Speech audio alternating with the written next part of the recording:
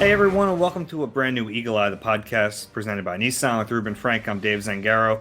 We have a lot to get to today. You're all business today. Dave just comes in and is All like, business, all business. No joking no around small today. talk, all business. We do have a lot on our schedule today. We want to talk about the Miles Really Sanders big show. injury. It's a really big show. We also a bunch of COVID guys, new players on the Eagles COVID list, how that affects them. They're also taking some added COVID precautions this week and presumably going forward. We want to get to the overall defense. You know, we've spent so much time on the offense recently that I think it's time to really take a deep dive into the defense and what's worked for them and Jonathan Gannon and the job he's done. And then at the end, some old friends we want to mention, some news items, but we'll get to that in a little bit. Let's start with the Miles Sanders injury. He has a broken hand, out at least this week. They didn't put him on IR, so I guess there's a chance he could return either in the finale or in the playoffs. But this is a big blow. It is in the small picture. It's a big blow because he's been so good. He's got, I think, 7 straight games. He's averaged 5 yards a carry or higher. He's just been so productive behind that O line since he came back from the initial injury, the ankle, and. They haven't thrown a ton to him, but he's just such a playmaker. And you can make a case that he's been as important to the offense as anybody. He's just so steady, so consistent, big plays. It doesn't sound like, he posted on social media about how difficult this season has been. We don't know if he's going to come back or not, but it doesn't sound real encouraging. Maybe if they get to the playoffs, maybe if they win a game, maybe we'll see him. I'd be surprised if we see him again this year. I could be wrong. It's just kind of intuition. Broken hand. I don't know how you carry the ball with a broken hand. And it's going to take a couple weeks till even if it's a tiny fracture, it's got to get sticky there. And it takes a couple weeks to even start that process. So That's a medical term. That's what Andy Reid used to call it. He used to say, the bone has to get sticky. I get it. Once it adheres, you can play without a risk of further injury. But the last thing you want to do is, and in the big picture, it's just another injury for Miles Sanders. And as talented as the kid is, and he's coming up on his last year of his contract next year, they got to make a decision about him. He hasn't just hasn't played that much. He's been hurt most of the last 2 years. And he hasn't played more than 5 straight games without getting hurt since the beginning of the 2020 season. And he's missed a lot of time. And even in his rookie year, he missed some time at the end of the year he was hurt. So, he's so good and he's so talented. I kind of think the injuries are going to keep his price down. I tend to think, running backs aren't getting a fortune anyway. And I don't want to get too far ahead of ourselves, but, running backs at his level are getting $7 million a year, whereas O linemen and cornerbacks, break the bank. I kind of think with the injuries, he's not going to have a huge amount of value, and I would think they'd be able to re-sign him. But they got some decisions to make because he just keeps getting hurt. Yeah, and this is around the time where you could re-sign him after this season. He's eligible for an extension. I don't know how you do that now. I mean, you mentioned it. There've been so many injuries. Like, you want to see this guy stay healthy for a full season. It's a concern because you're right. He's very talented, but you got to be on the field, and it gets to the point where if you're going to pay him, you have to be able to rely on him, and it's through no fault of his own. I mean, a broken hand is about as fluky as they come, but when you add it to the ankle, to the quad, it's a laundry list of injuries over the last couple of years, and you start to wonder, what kind of toll is this going to have on him long term? Maybe not the hand as much. That's a broken bone. It'll heal. But overall, all these injuries at that position, I guess the bright side is the carries and the snaps are down because he hasn't been on the field. I don't know how you put that all into a machine and spit out an answer, but it's not an easy thing to figure out. Yeah, my hunch is that they're going to sign him to a cheap deal, and which I think is the right thing to do. I think he's too good to just kind of give up on him and let him go. He's only 24. Well, when do you think they're going to sign him? I would think after the season. After this season. Yeah. Okay. See, I don't think they will. I think Miles. I think both sides stand to gain something by letting him play out that final year. Yeah, I think maybe. I think they can get him cheap enough that it would make sense to do it now, or Why would he do it? because I think he's going to know that he's not going to. I think he's going to know that his chances of getting a blockbuster deal with these injuries. Now, maybe he comes back and runs for 1,200 yards and is healthy next year, but so he might bet on himself that way. But I just kind of have a hunch that if they make him an offer, he'll want to take it. I just think he might look and say, you know what, this keeps happening to me, but they're going to offer me a bonus here and some guaranteed money. I'm just going to take it because he could miss 10 games. We just don't know. So his value could be even lower after next year. He might look at it like this is my chance to at least get some guaranteed money, get it a year earlier, and have that security. So, but you're right. I mean, it could go either way. The other thing, if I'm him, I bet on myself and I try to show I can stay healthy. Yeah, I mean, it's obviously going to depend on what the numbers look like. I think if they have a chance to get him cheap now, they would do it. But he might say, I'm going to have a Pro Bowl year. I think he's a Pro Bowl talent. I think he's one of only 10 running backs in history to begin his career with 3 seasons with 750 or more yards and a 4.5 average or higher in 3 straight seasons. So, I mean, the talent is there. I mean, he's averaging 5.5 per carry. It's the highest by an Eagles running back since Steve Van Buren in 1945. So I mean, he's higher than Shady ever had, higher than Westbrook ever had, higher than Keith Byers ever had. But the thing is, like this, this is the position. I was looking up on NFL Jesus. They have that Iron Man category where they show consecutive game streaks for every position, and like the longest current streak of consecutive starts by an NFL running back is 19 by Zeke, and he's been hurt during that stretch. It's just hard for running backs to stay healthy, and so he's the the rule, not the exception. I mean, they just get banged up. That's why their salaries are so low compared to other positions. They're getting clobbered on every snap. So. And then the other part of the equation is Jordan Howard. Now he's coming off a stinger. He basically had a stinger that sidelined him for 2 years, really, in the middle of 2019. We don't know sounds a little encouraging that he might be able to play Sunday. He's not Miles Sanders, and he's pretty good, but he's not Miles Sanders.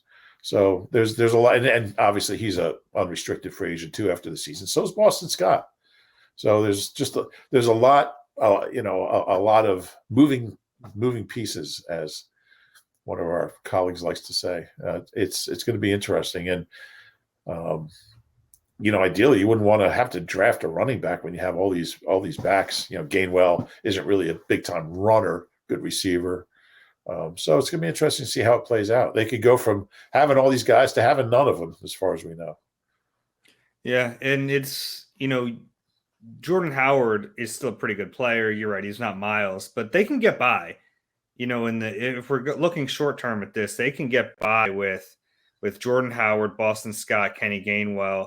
And then if they want to have, if Howard's banged up and they need another running back, they have Jason Huntley on the practice squad. But I think they'll be okay. But Jordan Howard's not exactly a bastion of health either. I mean, he's always hurt. Yeah, I'm aware of that, but I'm just looking at what they have. Yeah, no, I hear you. They can get through. I mean, I think they get through Sunday and be okay. I'm not sure you can beat the Cowboys without Miles Sanders. We'll see.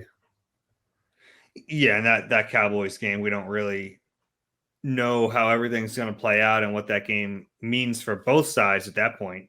The Eagles can clinch a playoff spot this week. It might. Who knows? It might not have a ton of impact on them, and the Cowboys might have.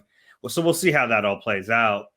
But how would you break down? So, say you're Nick Sirianni and you're Jamal Singleton, the running backs coach, and you're headed into this game. And let's assume for now, for the sake of this argument, that they have Jordan Howard and he's, 85% or whatever he is. How do you split up the workload between Howard, Boston Scott, Kenny Gainwell, and if you want Huntley, you can have him. I kind of think they'll stick with those three. Yeah, I think Huntley's kind of an emergency. I mean, I think they were without Sanders and Howard for a game, and they didn't even activate him. So that tells you he's probably not going to be in the picture. It's an interesting question. I like Boston Scott more than you do. I mean, I've always been really high on him, especially at the goal line. But I think Jordan would be my number one guy. I would say, 65% of the carries to Howard, maybe most of the rest to Boston. I like Boston more as a change of pace guy. And then, I want to work Gainwell in there, but mainly as a receiver. He's a really good receiver. He had one of the many drops on Sunday, but he's pretty good receiver. So, I think Jordan Howard's the kind of guy that he just wears down defenses because he's so physical and so powerful. I think Miles kind of started running a little more like Jordan Howard, before he got hurt, where he was more of an up the middle, decisive, get the ball and just hit it. These holes that this offensive line are carving out for the backs are so big that, these guys, whoever it is, they're getting 3 or 4 yards before they get hit. Jordan Howard's always going to get 2 yards after he gets hit. So, Miles Sanders might get those yards before getting hit. Jordan's getting them after he gets hit. But I mean, Jordan Howard, every game he's played since he got promoted from the practice squad, he's produced. So I'm going with him. He can handle the load. You just worry about the injury, and he's coming off a neck injury, and you hope he's okay. Yeah, and the stinger with him is like he just runs so hard that you worry it's not just gonna go away, and he's gonna keep being a battle ram, which is what he does. That's what he is. But it doesn't exactly lend itself to staying healthy. So yeah, we'll see how it plays out. You're right, though. As long as that offensive line blocks the way they've been blocking, they'll be okay short term. I think short term they're going to create holes. Those guys are going to get what's there. Maybe not much more like Miles Sanders would do, but they're going to get what's there, and they can still run effectively. Yeah, you give Jordan Howard 17 carries, he's going to get you, 74 yards. I mean, he just will. And the thing about Washington, you watch them against Dallas, and I mean, if this game gets to 13-0, 17-3, whatever, Jordan Howard's going to take advantage of a team who's kind of, pretty decimated and kind of sees the end of the season.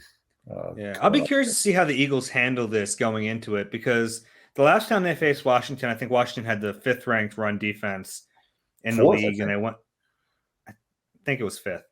Either way, they were a top 5 run defense, and they didn't deviate. I mean, the Eagles ran right at them, and say what you want about Washington being decimated, they had most of their D-line back for that game. They had Ioannidis back. They had Jonathan Allen back. Tim Settle wasn't back, but he was cleared. So they had guys up there that were able to stop the run, and they still didn't. So I'm curious to see what the game plan is this week without Miles Sanders, knowing that this is still a pretty good Washington run defense. I know Dallas threw all over him last week, but they didn't do much on the ground. I think they had 108 yards on the ground.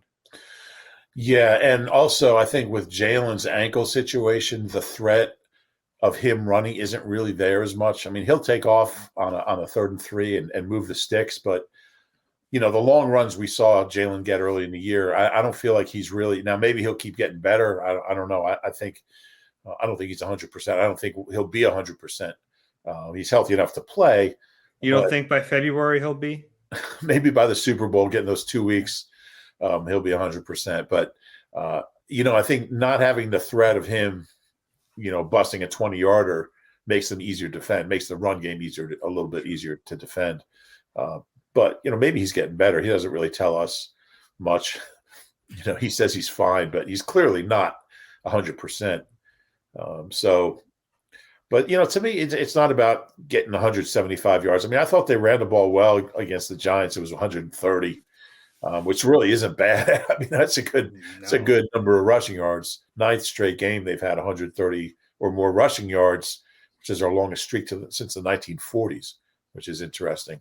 So I think they're going to run it. I think without Miles, I mean, the whole running thing started without Miles. It started. Well, it kind of started with Miles, and then he got Well, the hurt. one drive, I guess the first two Yeah. drives before he got hurt in the Raiders game, Yeah. they had established it. They ran for 180 yards against the Falcons. So early in the year, it was kind of on the radar, and they got away from it.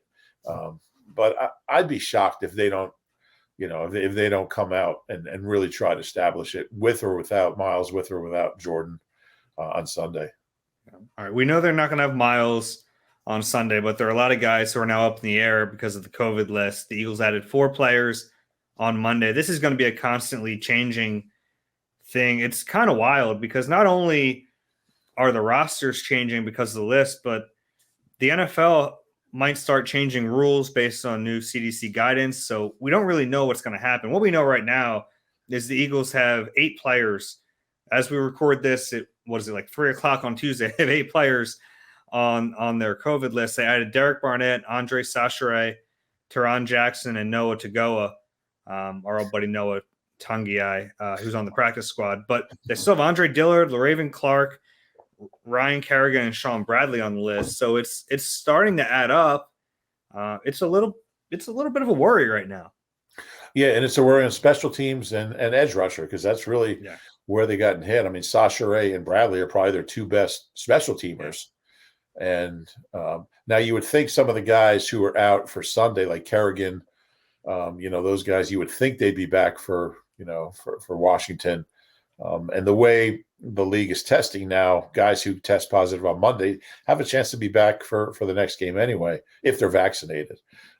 That's not a reference to any particular quarterback in Indiana or anything, but the only defensive ends on the 53 right now, as of right now, are Josh Sweat and my guy Cameron Malvo. Well, he's not even on the roster. Well, he's on the practice squad. He was in elevation, but as far as being available, and then Matt Leo is also on the practice squad.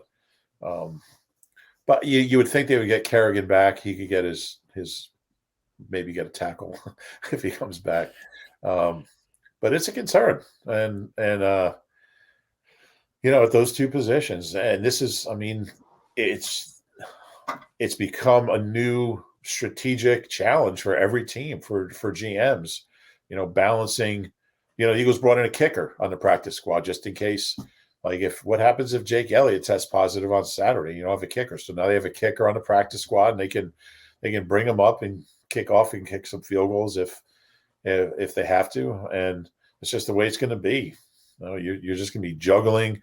The league has given teams the flexibility to bring up as many guys from the practice squad as you need to for each guy who's on the COVID list, in addition to the regular elevation. So you have some flexibility, but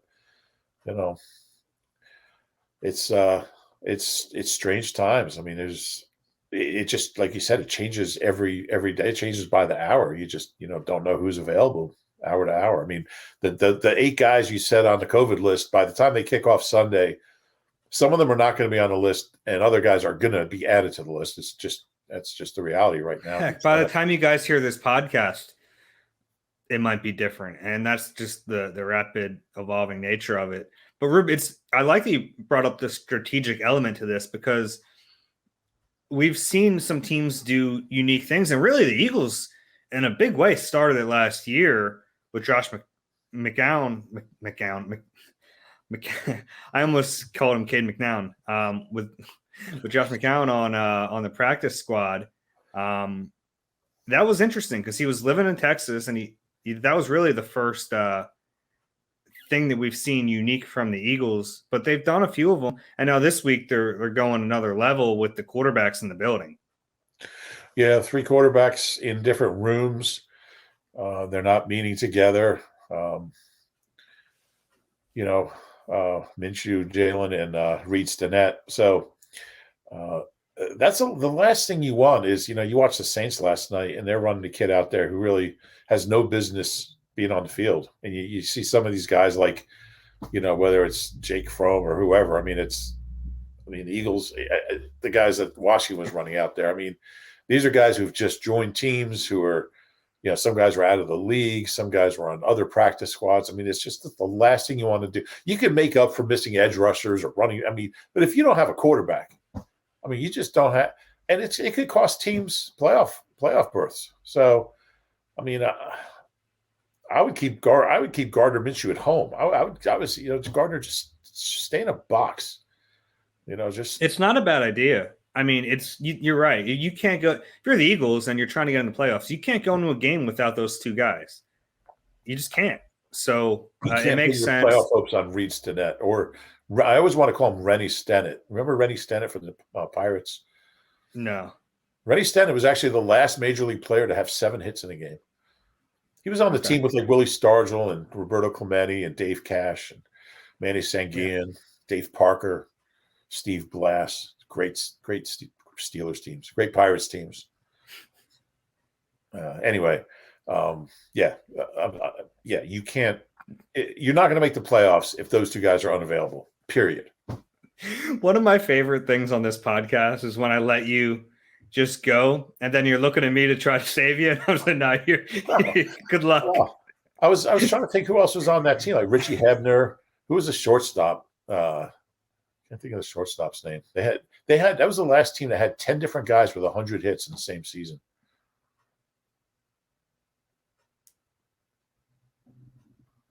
All right. I gotta figure out who their shortstop was. Wait a minute. Go ahead. I'm listening. No, you're not. Yeah, I am. You're not listening at all. We'll see what happens there. It is fun though to think about the contingency plans because the Eagles have worked through them with everything. So, I mean, if they were to have all their quarterbacks go Frank Tavares. I'm sorry. Okay. If the Eagles are to have all their quarterbacks go on the list Saturday, they have a plan. I mean, they've worked through all these things. I'm guessing that plan will be Greg Ward, but they have to. You just have to have things ready in case of anything. So, they have a guy who's ready to be the backup long snapper and the backup punter and all these different things. You need that. You just need to have these plans in place. Tyree Jackson. Yeah, who do you think? All right. So who do you think? Let's go through. Let's say the top 3 quarterbacks are out. Who are your next 3 up? I guess Ward would be first, and then Tyree Jackson. I mean, they were both college quarterbacks. And then I would have to go with Lane Johnson. He was a TJ Edwards was recruited as a quarterback. Make him play both ways? He said he sucked. He said he sucked in high school, but at least he can throw the ball pretty well. I mean, after those first 2, I bet they would just use, Boston or Jordan and just go Wildcat offense. Just run the wing tee or something. Yeah. Run the Delaware wing tee. But that's what they would do, right? I think you'd have to just I'm sure there's somebody out there who they would sign. I don't know. Well, that's the thing, though. If it happens on a Saturday, you don't have time to clear anyone. Yeah. Is Clayton Thorson? He's probably with the team, right? Gosh, I don't know. One of them. No, they'd be better off with Boston Scott back there. One of them Hackenberg guys. One of them Penn State guys. Yeah. I mean, that's a worst case scenario, but that's why they're keeping the guys separate. I mean, you can't control this, but you can at least lower the odds. That's all you can do is take every imaginable precaution and just hope. And that's really it. Yeah. It's almost like looking at it like a gambler. Like you just have to put it in your favor as much as you possibly can and hope for the best. And as crazy as it is what we're talking about, I'm sure this is a conversation they've had with Howie and Nick and Shane. They've had this conversation. If this, and this happens, what do we do? And you have to be prepared. There's so much to explore in Valley Forge and Montgomery County, Pennsylvania. Montgomery County is composed of charming towns and main streets, each with its own personality, style, and unique vibe. Whether you're looking to get away with your family or enjoy that special trip with your friends, leave behind the stress of planning and use our guide to find some of the most amazing things to do. Explore which town, which main street suits you the best, or visit every one of them. Go to makeitmainstreet.com to plan your getaway today. That's makeitmainstreet.com.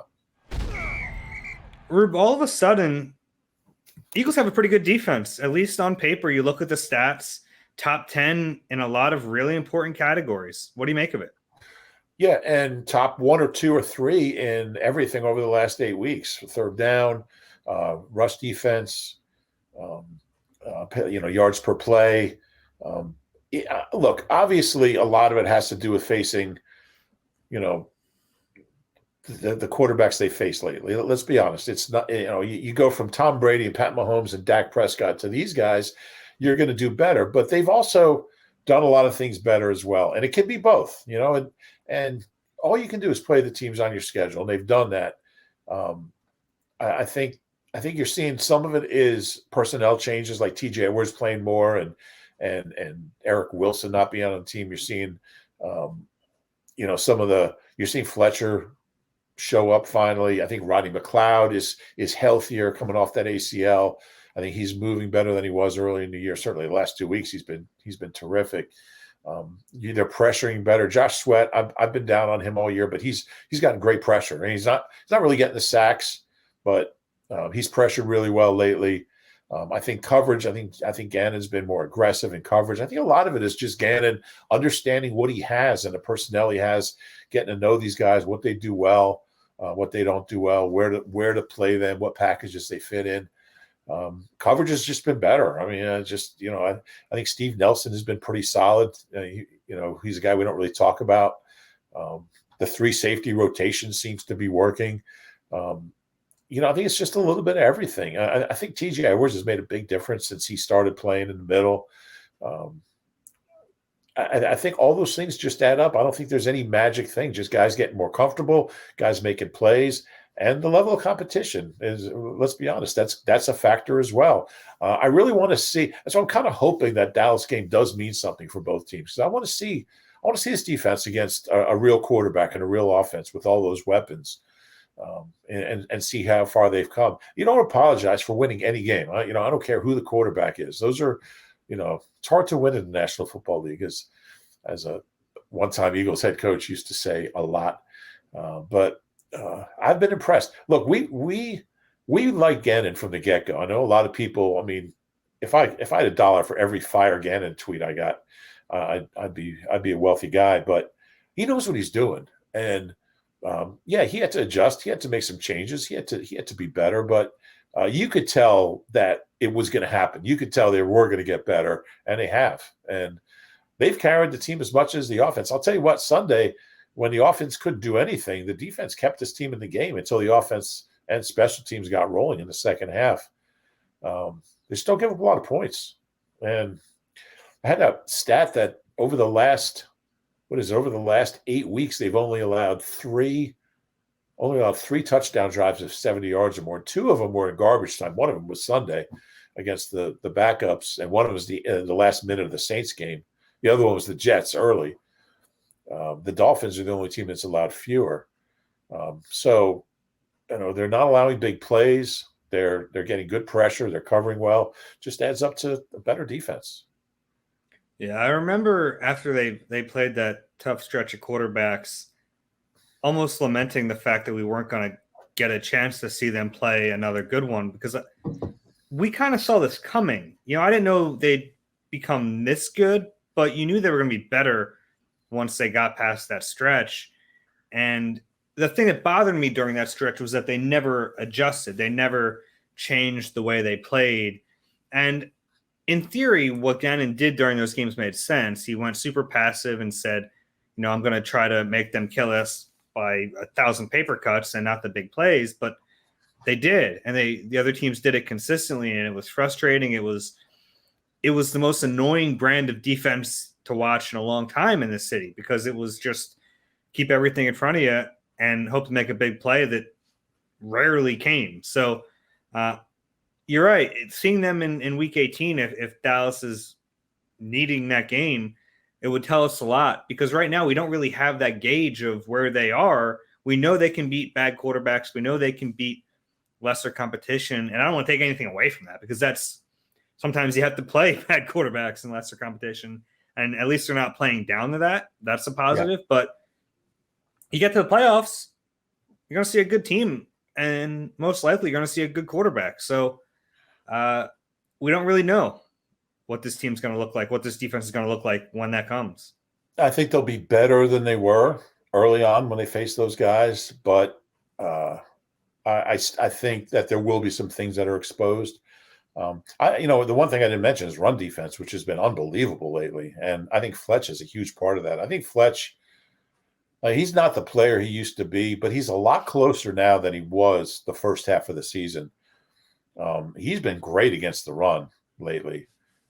And so is TJ. I mean, TJ Edwards has as well. Rodney. I mean, the whole bunch. It's just a good run defense. They're tackling really well. And I thought the job they did on Saquon. I mean, Saquon's a guy who, if he sees daylight, he's still good enough to get, like, I think in the first Giants game he had a 32-yard run down the left sideline. There's a missed tackle, and he's still fast going straight ahead. He just can't cut. He's just not a cutback guy anymore because of the injuries, and who knows if he ever will be. But they just never gave him the space to go. And what was he, like 15 for 31 or something? He averaged 2.1 yards a carry. They've been so good against the run. I believe they're the number 2 run defense over the last 8 weeks, and they were number 29 the first 7 weeks. And that has nothing to do with quarterbacks, maybe a little bit to do with quarterbacks, but they've improved in every single facet of the game. So that's why I don't think it's just the quarterbacks they face, because they're just a better unit. So, hey, we'll see. If they face Mahomes in the Super Bowl, we'll be able to compare. I mean, I do think it's not direct, but having lesser quarterbacks allows you to play a little more aggressive, and that helps with the run. But I want to double back on TJ. Having TJ Edwards in there has changed this entire defense, and it's just a lot of it's mentality. Some of it is communication, because he has the green dot. He's the play caller, signal caller. So having one voice instead of them rotating linebackers in and out and changing that helps quite a bit.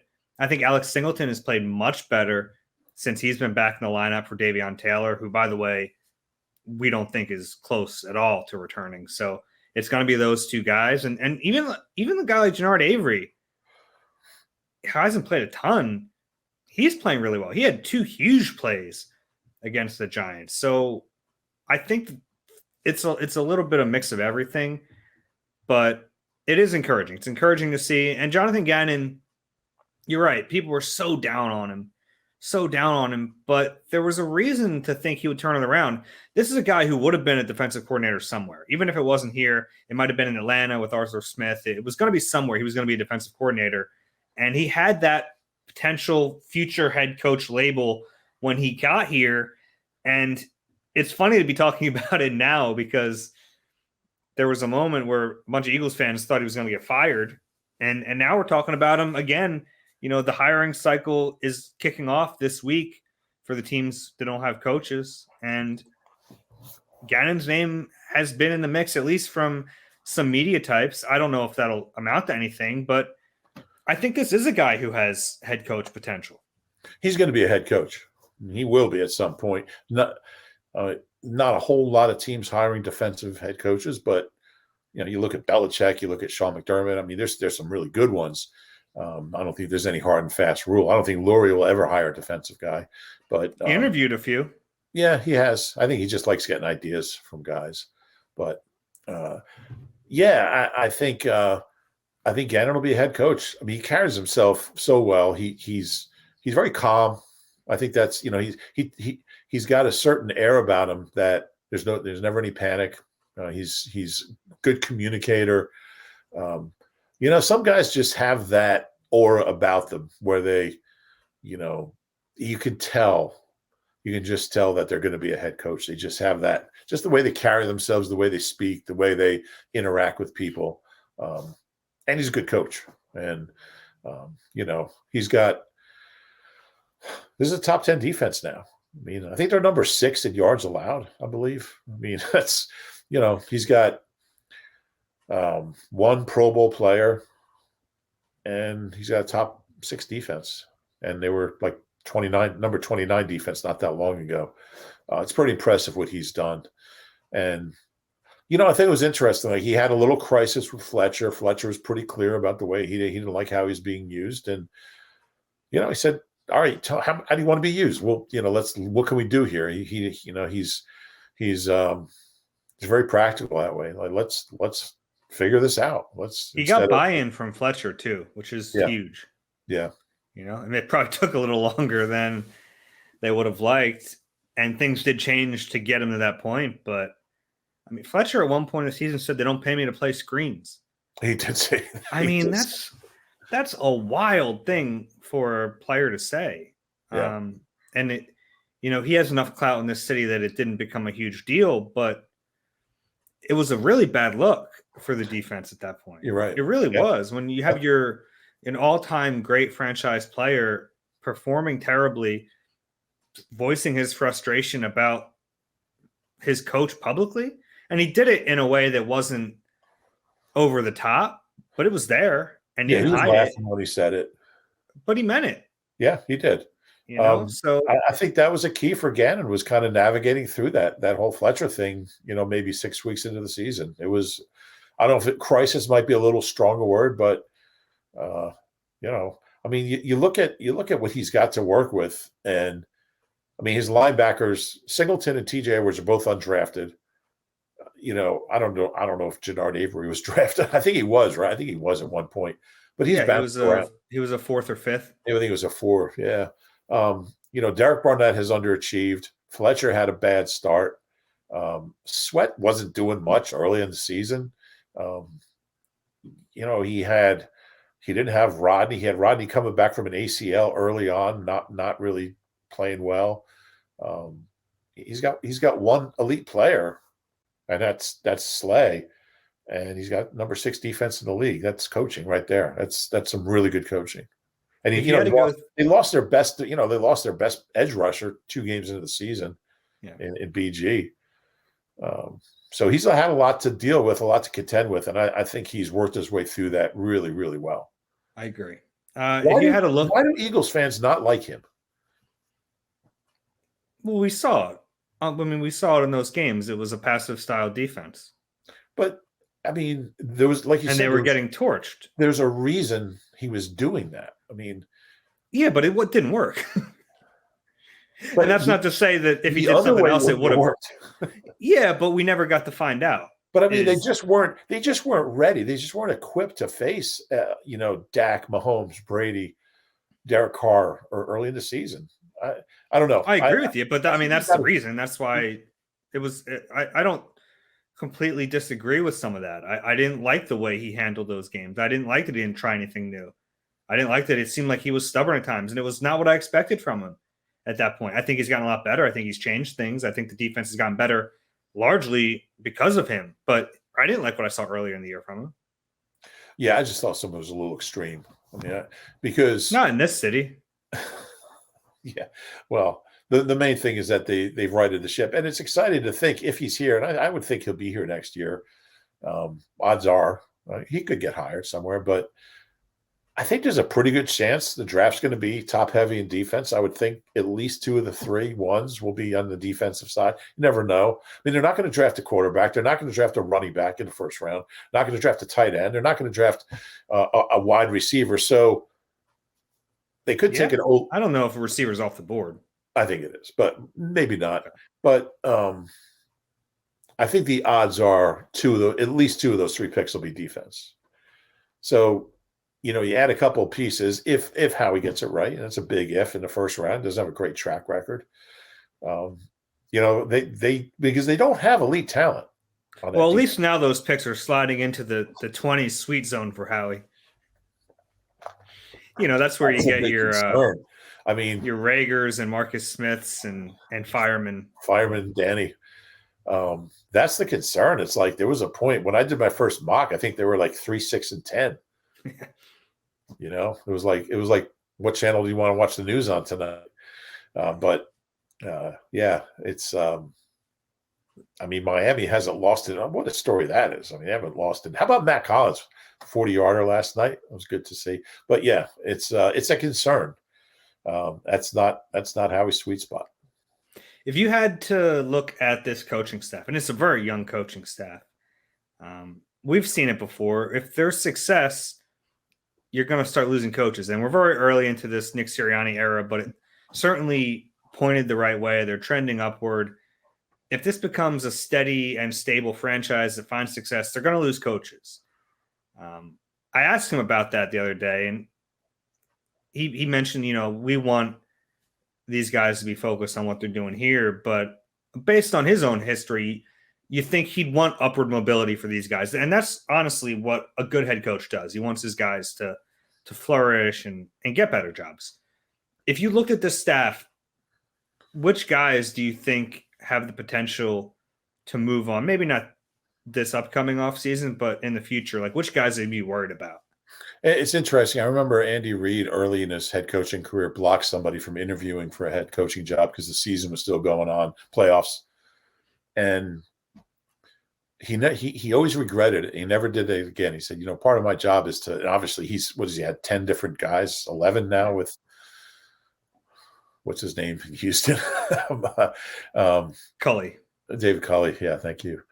I think you have responsibility as a coach to do everything you can to help those guys get hired. I think Gannon's the number one guy. I mean, Steichen, I guess, is possible. I wouldn't want to have to cover him. I mean, super nice guy. But man, his press conferences, tell you what, if you want to judge a coach by their press conferences, you think Nick was bad when he got here, but no.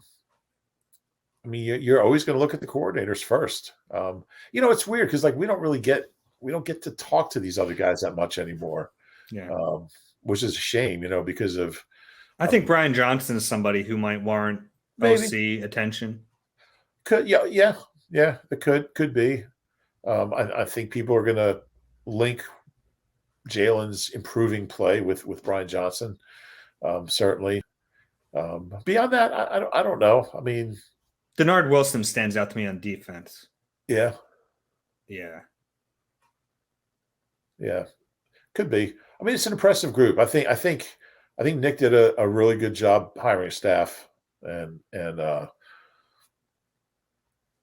I mean, there's a couple guys we still kind of don't know about, but for the most part, it's funny. People always ask me about Stout. Like, could he be an offensive coordinator? I think he'd be a great offensive coordinator, but I think he just loves what he's doing. I don't know if there's anyone who loves what they do more than Jeff Stoutland loves coaching offensive linemen. Yeah. He's just so suited to that. But he could call plays, and he's so much more than just the O-line coach. I mean, people talk about the running game. He's running game coordinator. Those are, his fingerprints are all over the running game being the best in the league. You know what really, and I hope we have to talk to Jalen on Wednesday. I want to ask him about it, but he mentioned something last week that I found really interesting. He meets weekly with Jeff Stoutland. Yeah. How rare is that, do you think? I wish I could meet weekly with Jeff Stoutland. For a quarterback to meet with the offensive line coach. Yeah, I've never heard of it before. Yeah, and I know he's more than the O-line coach, and that's probably why. It's probably about the run game. And Jalen obviously has a really big role in the run game, even when he's not using his legs to run. So I'm sure that's part of what it's about. But it kind of shows you the importance of Stout in this coaching staff. Yeah, he's one of my favorite people to talk football with. You love the passion is unbelievable, and his storytelling and his insight and his honesty. I mean, it's a shame we don't get to talk to him more. They could make him available for us every day. It wouldn't be enough. He's the best. I had a thing in my 10 observations last week. There's no position coaches in the Eagles Hall of Fame. And Jim Johnson's the only assistant coach in the Eagles Hall of Fame. And I just, hopefully one day they can find some room for Jeff Stoutland. I mean, he was here under Chip. He was here through Doug, won a Super Bowl, and he's now here, as the franchise is getting revived, and he's, operating the number one run offense in the league. I just think the guy, we talked about the greatest assistant coaches in Eagles history. I think I did a piece on that last year or the year before. I mean, they've had some great ones, but he's got to be at the top of the list. He's a magician. He's like just a great all-time great football coach, good football man, the kind of guy you just want in your organization. He's something else. Hey, score big with the AAA Eagles MVP membership. And I love his accent, too. He's got that Brooklyn accent, man. It's the best. Score big with the AAA Eagles MVP membership, along with the superb roadside assistance and discounts you've come to expect from AAA. You get exclusive Eagles-related perks. Now, for all the details, go to AAA.com/Eagles. And it's the Nissan year-end sales event with last chance offers you'll want to hang on to. Shop your local Nissan store or visit nissanusa.com today. Better hang on to those deals before they slip away. Carson Wentz. I mean, there's no way to get around it. We're about to talk about him. It seemed inevitable, but he landed on the Colts COVID list on Tuesday. First off, look, hope he's all right. Hope he's healthy. Hope his family's healthy. But this seemed inevitable for a long time. He's unvaccinated. It's been going through their locker room, and all of a sudden, here he is on the COVID list, which under the current rules, and maybe they'll change at some point, means he's out 10 days. He's going to miss the next game. It's a blow for that team. The good news for the Eagles is that they already had that first-round pick locked up. Yeah, and I know everybody expected me to make some joke about it and everything. I like him. I like Carson. And, I got along well with him. I think he's a good player who's had flashes of greatness. And I wish him well. I mean, I don't like the way things ended here, but he had his reasons. But my main thing is I hope he's okay. I hope his family's okay. But yeah, it's kind of inevitable. It's a strange situation. The timing helps because you would think he'd only miss one game. Like if you're unvaccinated and this happens late in the week, you're going to miss 2 games. And they're trying to, they're playing well. I mean, they're winning games. So I guess from a draft pick standpoint, but I just hope he's okay. And the Colts are a fun team to watch. I mean, I'm a big John Taylor fan. I announced his 100-meter dash win in the meet of champions when he was at Salem High School. He ran 10:41. Great running back, man. He's like, he's just on a different level than any other back in the league right now. And Frank's a hell of a coach and a great guy. Who else do they have? They got Mike Groh on their staff, right? Mm-hmm. They got Press Taylor. I believe Press is there. Yeah. Press is there. So yeah, that's kind of like Eagles West, Eagles Midwest. Matt Pryor is a starting guard for them. Yeah, I saw a couple flags that go his way the other day. Okay, so that's the Matt Pryor I know. But yeah, I hope he's all right and gets back out there. Yeah, obviously, if the playoffs, I want to see Carson too. I want to see him. The guy's completed one pass in the playoffs in his career, a 3-yarder to Boston. So, yeah, I hope he gets back to the playoffs. And it looks like the Colts are that's the thing. They don't have it locked up yet, but it looks very likely that they're going to be in the playoffs. I think 538 has been like 97% chance to get to the playoffs, but they don't have it locked up yet. And just to fill everyone in, the reason the Eagles had that first-round pick locked up is because Carson has played enough snaps, presumably, to. I mean, they'd have to have like 300 snaps over the last 2 games, and him miss both games for him to drop below 75%. And if they make the playoffs, and if they make the playoffs, he only has to hit 70% anyway. So that's the first-round pick. Yeah. Oh, yeah. That's a done deal.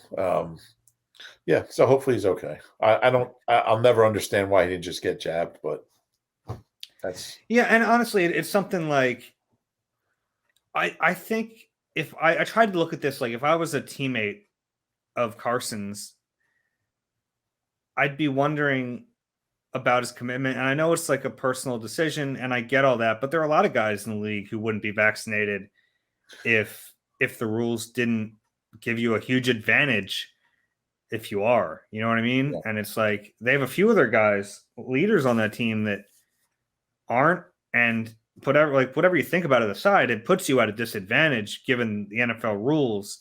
With the margin of error in the NFL being so slim, you think you'd want any advantage you can get. So to not have it kind of sucks. And that's why it was such a big question early in the year. Quarterbacks are being asked if they were vaccinated. And I know there was some backlash, like, why even asking? Because the rules matter. Yeah. You know, and now we're seeing he's going to miss a game because of it. Jalen Hurts is vaccinated. Doesn't mean that he wouldn't miss a game at some point because of it. But if it were him on a Monday, he'd have a chance to be back for Sunday. Good chance. Yeah. Yeah. Yeah. So we wish him the best and see what happens. Last little bit here. Doug Pederson reportedly interviewing for the Jaguars job this week. Be a good coach. He'd be a good fit there, I think. Yeah. And I think Doug's a guy who really needed that year off, to kind of, And he got fired late. Yeah, he did. It was probably tough to process it and be ready to go. January 14th or something. Mm-hmm. Yeah, it was late. But I think beyond that, I think he just needed to. He seemed to me like a guy who needed to get away for a year, re-energize, go sit on his boat in the Gulf or wherever he is and play golf and whatever he does. And he's a good coach. I mean, the guy won a Super Bowl in his second season and did an incredible job. I mean, and it goes to the playoffs in 18 and 19 as well. I'll never forget Jeff Lurie saying in the presser when he fired him, he's like, he didn't deserve to be fired. It was just, remember that? That was like a weird thing to say. Well, why'd you fire him? But I think that'd be a good spot. I mean, Trevor Lawrence obviously needs some guidance and needs, I think if you look at the job Doug did with a young quarterback in 16 and 17, I'm back to just not saying his name, by the way. Now that we got that out of the way. But yeah, he did a remarkable job. He was the second pick. Trevor Lawrence was the first pick. There's talent there. He just needs some coaching, and he wasn't getting that certainly from Urban Meyer. So some of the other names that have popped up, I guess Kellen Moore, the Cowboys OC, Todd Bowles. I see Eberflus on there. Byron Leftwich, good candidates. So we'll see. I think that'd be a good spot for him. He lives down in Florida. They haven't won. I mean, they won. They won like 14 games the last 4 years. Imagine that.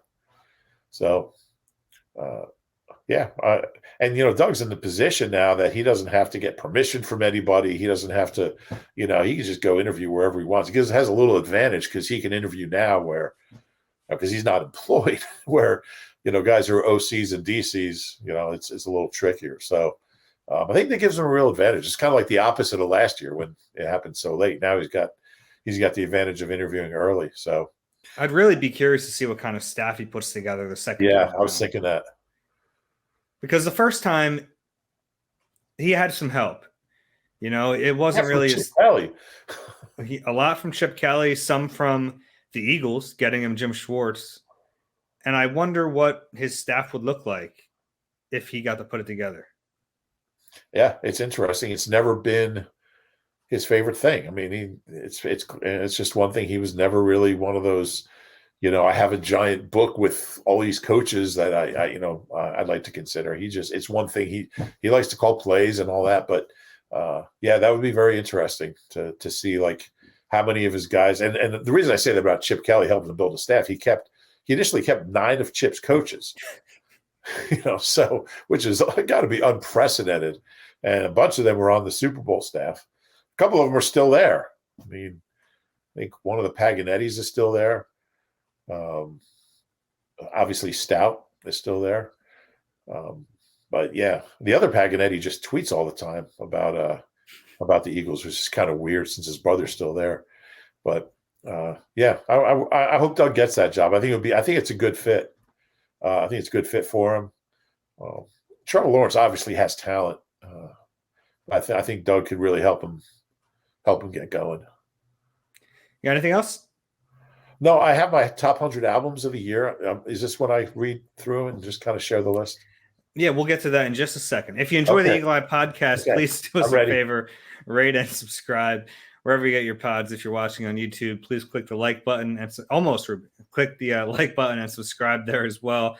We'll be back with you later in the week for more Eagle Eye. We'll be getting ready for that Washington game. For Reuben, I'm Dave. This has been Eagle Eye presented by Nissan. And Reuben, now you may begin. Okay. Number 100, Django.